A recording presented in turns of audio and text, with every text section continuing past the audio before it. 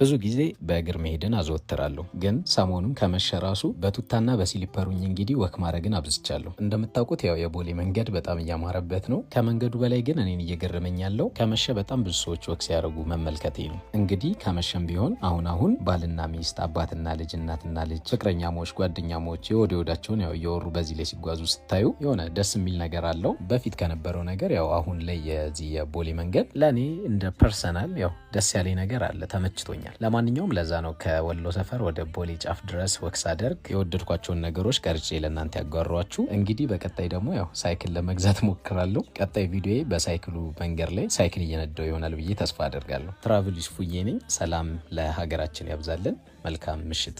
Silveo y mala, yo porque yo que yo y mala, sin valer.